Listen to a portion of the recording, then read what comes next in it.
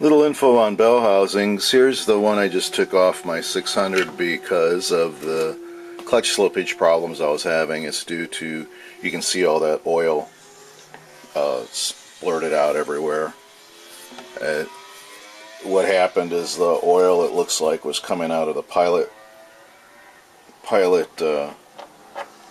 housing, pilot bearing shaft, this thing here.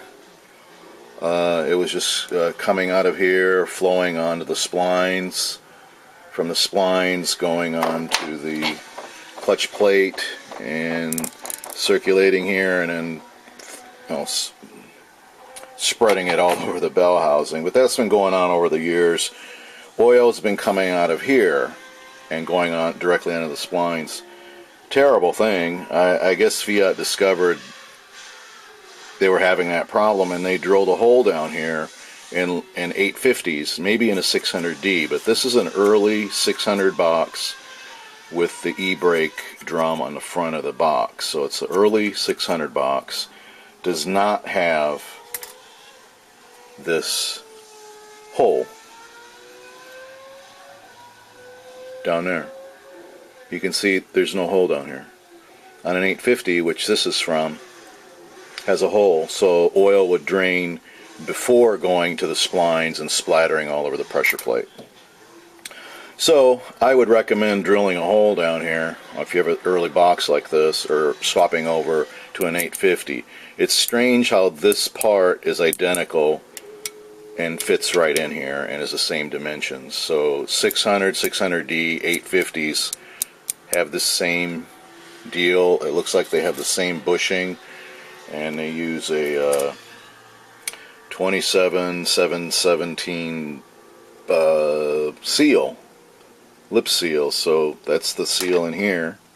So you want to take the bushing out, which is this, and destroy the seal to get it out. Pop your new seal in, put this thing in.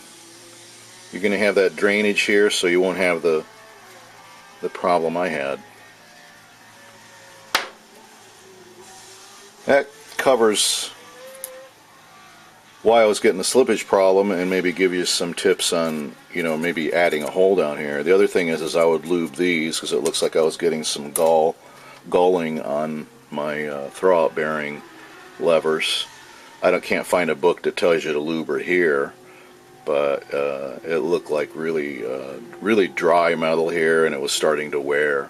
So I would probably take the dust cover off and check that location, put a little grease on it.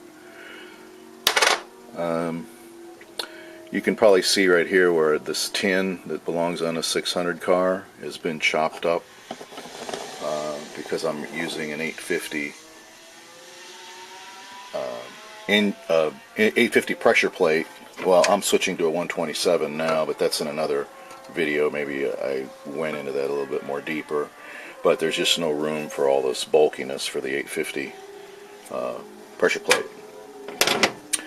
So you'll have to trim that. You can see there's some trimming here too for the back of the 850 engine block. There's some bolts back there that you got to do some clearance with. So there's a few things here that I thought I'd share about the 600 bell housing that you thought was probably really boring, but it's actually got some. This is my box here, where this is the original, where you can see the two feed holes. I think you can see them here. One up there and one down here, I think, is a drainage. Drains back into the box, but it's just not low enough, so it always carries a certain level of oil in there between the bushing and the seal. And there's nothing out here, so whatever is excess starts flowing out of here, and in my case, the car sits around a lot, obviously. Maybe if I drove it more, it wouldn't have had that problem, but if it sits around and I overfill my trannies using a Porsche trick where they jack the car up on one side where your tranny's like this, right, so you can fill it up a little bit more for more lube, and that's probably what I did. I'm not sure if I did it or not, but you know, more oil and up at this level maybe. I'm not sure where it was, but it sure didn't help. I think that kind of covers everything you'd want to know about a bell housing.